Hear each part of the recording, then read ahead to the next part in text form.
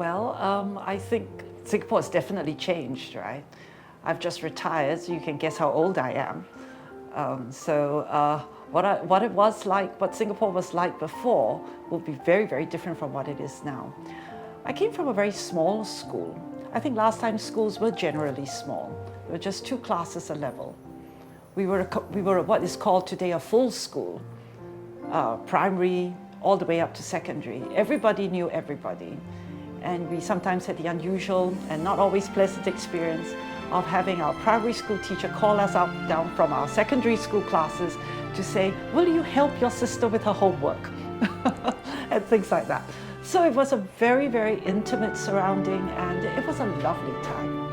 And of course today it's different in that, yeah, schools are a lot bigger. Although I think we still want to strive for that family feeling.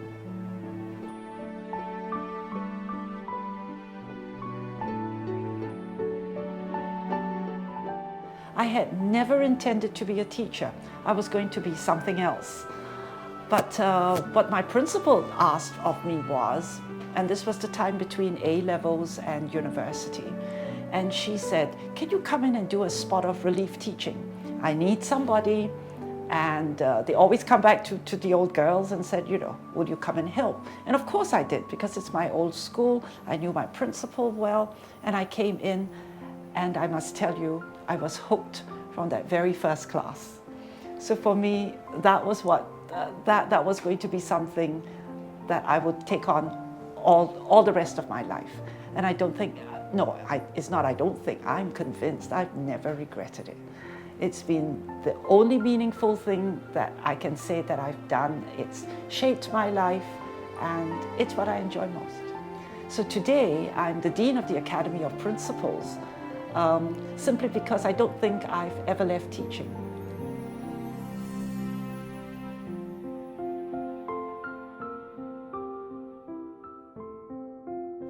Yeah, I kind of expected that question, and I went and asked myself, and you know, I don't have one. I have just so many wonderful moments. As I shared with you earlier, I've always loved teaching, and the memories that come from there are just unstoppable. I don't think I could call one the most memorable. There were always things I enjoyed. Of course, there were moments which were scary, not pleasant, and all that kind of stuff. But I can definitely count the more pleasant moments and the more inspiring moments. So yeah, I think it's difficult to say what would be my most memorable moment. But always in my memories are the memories of students. Memories of them when I knew them in school, and what is very satisfying when I know them after they've left school, and we meet on different occasions, like you and me now, and just seeing how you all have grown, how you all have, grown into a calling that you liked. It's just so satisfying.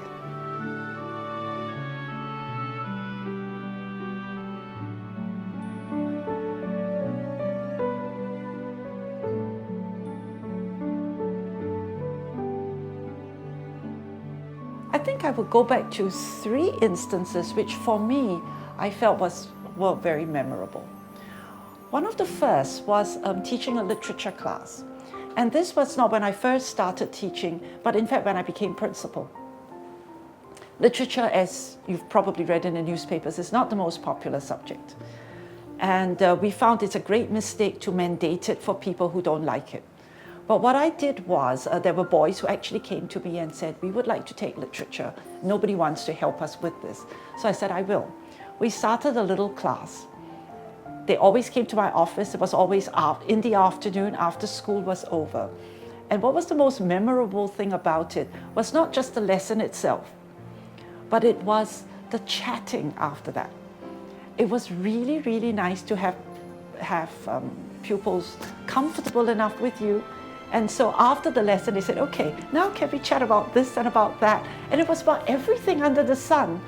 But it helped me to understand a lot of what was going on in school, what were some of the anxieties of students, what were some of their ambitions. That was really wonderful. So I think of that. And then I think of something else that I first saw when I first became principal at St Andrews. I have to tell you that when I first came to St Andrews, and that was in St Andrews Junior College, you won't believe this of me, but I forgot totally about rugby. It was like, no, I didn't realize that there was this, until of course there were some people who kindly reminded me that, you know, St Andrews and rugby are inseparable. But okay, it was just a game to me, and you probably can guess I'm not the most sportsman-like person. In fact, I'm totally sedentary. I do take a walk, but I don't play games. So it was like, okay, so that's a game, and that's about it. And okay, if the school is interested in this, I guess I will go along with it. Until I saw something when we were having a day at Sentosa. It was a college event, and they had invited all boys to come in, and they had the sevens, you know, just a team of 7 playing. And it was wonderful to see just groups and groups of boys just taking over after each other, and the game just went on and on and on and on with different groups, and everybody having so much fun. That was for me, well, first of all, that was what really started me enjoying, and today it's the only game I watch, but really, really enjoying it because of that passion the boys had in playing it. It was just for the pure fun of it, and it was just great. And that has stayed for me as a memory. Then there's another memory, and this one was about the band. In the school that I was with, the band was one thing that was very, very important. And it wasn't even about the winning. It was just about that camaraderie that came in. And this is a picture I've always had in my mind. I think it was college day or Founders Day or something. Everybody was there. It was in the courtyard, and the band was playing. But that wasn't the interesting thing. I mean, you've seen bands playing all the time. What's the big deal?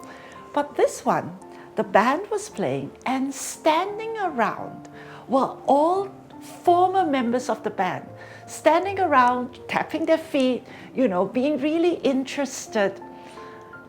And then, and this was the wonderful moment, as they finished the piece, these older members just stepped in. The younger members moved off, they took over the instruments, they played the next piece so smoothly, and another rank was waiting. And when the next piece was ready to be played, other people stepped in, other people stepped up.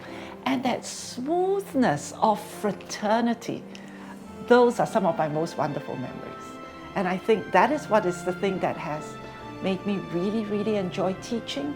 And it's one of the things that has made me feel that this is what we want to capture in schools and as a country. Loving to work with each other, enjoying what we are doing purely because it's enjoyable, not because for grades, not because for fame, but just for love of each other's company. And this is something that I feel is what I obviously would like to build up and to see being built up in Singapore, a sense of community, so that wherever you are, you know, there is a group of people you belong with. Something that, okay, I know you're all right in the middle of NS, but it's something that has been created even with NS. Every time boys get together, guys get together, they find out which year were you in, and they will begin to tell stories, swap stories, and there's built that camaraderie. I think that is what makes Singapore memorable, building up that community, and I hope we never lose it. Thank you for sharing, Mrs. Charles. Okay. Right, all cut.